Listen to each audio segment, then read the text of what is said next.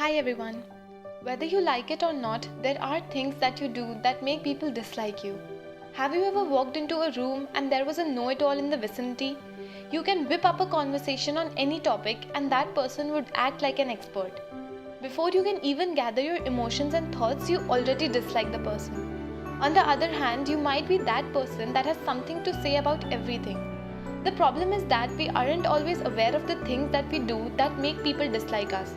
So here we are to present you the 6 habits that make people dislike you. 1. Acting too nice. It makes perfect sense that people will like you more when you are extremely kind and nice, right? Sorry to burst your bubble, but not really. According to a 2010 study by researchers at Washington State University, people tend to avoid working with people who appear to be too generous and unselfish. But why? Turns out, participants in the study said that the unselfish teammate made them look bad, while others suspected they had secondary motives. 2. Asking too many questions. When you lead a conversation, asking questions to steer the topic is good. It tells the other person that you're interested in them. You need to be careful not to ask too many questions though. If you don't reciprocate and also tell them about your own experiences, this can come off as an interrogation. You need to balance the conversation and spill the beans from time to time. The Journal of Experimental Psychology found that people start to dislike you when you are the only one asking questions. This could be in direct communication or through written communication like emails. 3. Dropping a personal bomb. Being honest is one of the most important things you can do in an interview or when you go out on a date. You want to present the best version of yourself as possible. What you don't want to do though is to disclose something extremely personal too early. This sends the message that you are inappropriate and cannot read the social signs and triggers. You could share with people you just met about your hobbies and likes and dislikes. This will make you seem warmer and more likable. 4. You often hide your emotions. Somewhere along in your childhood, it became a common practice to hide and suppress your emotions. This is not the same as controlling your emotions though.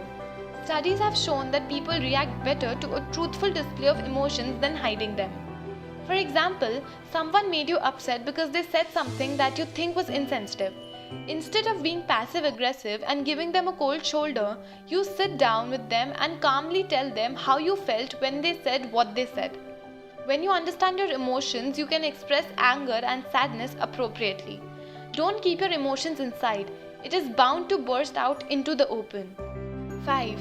Acting like you don't like someone. You could potentially turn someone off when you don't express fondness for the person you are meeting. Have you ever heard of the term reciprocity of like?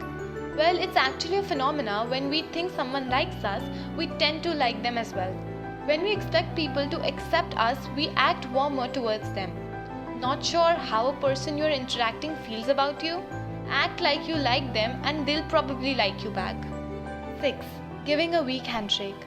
Have you ever greeted someone and found they have a weak handshake? Do you find it off-putting when someone cannot shake your hand properly? If you do, you're not alone. When someone has a weak handshake, they come across as someone who cannot manage pressure. In a study done by University of Alabama, found that undergraduates who had a weak handshake were less positive and likable. There are bound to be things that you do that will put people off.